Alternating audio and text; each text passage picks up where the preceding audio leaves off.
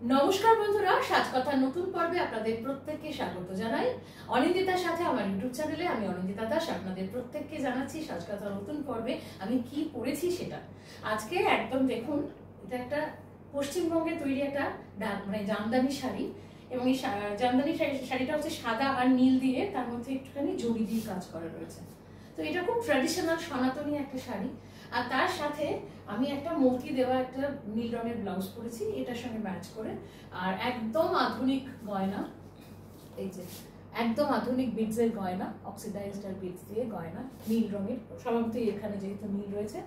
আর হাতে অক্সিডাইজড বালা আর একটা সাদা আর নীল দিয়ে খুব সুন্দর একটা ডিজাইনার বালা, হাতে একটা পাথরের আংটি।